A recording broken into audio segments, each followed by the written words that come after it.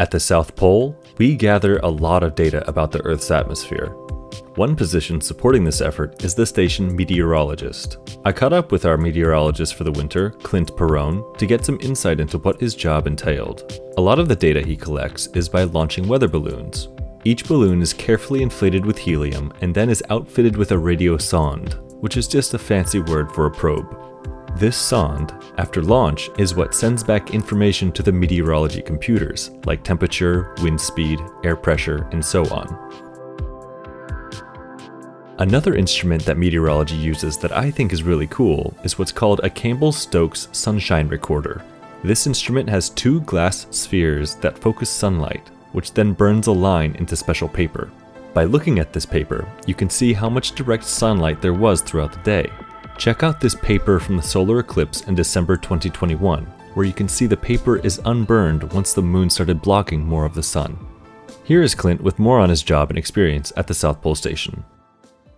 My job changes during the different seasons. During the summertime, my job primarily consists of taking observations for the aircraft that come down here, making sure that they are able to land and take off. Focuses on operational meteorology. And that's because we only get flights in the summertime down here, We right? only get flights during the summertime, that's correct. Right. During the winter, once the last plane leaves, the focus becomes more on climatology, data collection, Gotcha. For the most part. So, what's your background? How'd you end up with this job?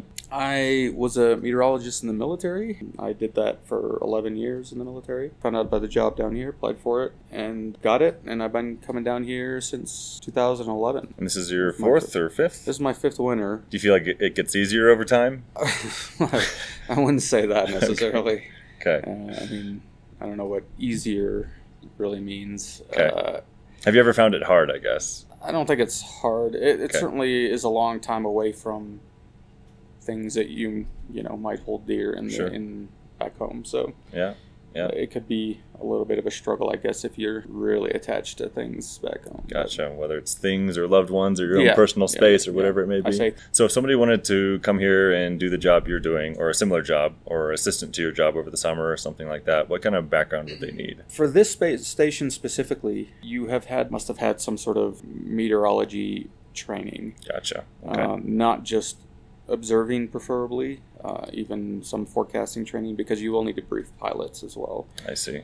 Whether it was some form of military background training, you have a degree in meteorology, or you've worked at an airport or something along those lines. The Mount Washington Observatory in New Hampshire is notorious for sending people here. So some sort of on-the-job real hands-on training or a degree or something like that. You've had to have had a job very similar to this before, and preferably in a desert-like environment, because that's basically what it is here. And what would you say your favorite thing about being down here is, if you could pick one? People. People? People, yeah. The people you meet here are some of the coolest and, sort of longest-lasting friends you'll have for the foreseeable future, I guess. So. Definitely. I see that, definitely. Some of the coolest and some of the smartest people here too that I've ever met in my life. It's kind of cool to be at. Yeah, absolutely. The minds you meet here are certainly some of the brightest Definitely. that I've ever met. Yeah. All right. Well, thanks a lot, Clint. Appreciate you coming on and sharing your thoughts. Thanks for having me. Yeah.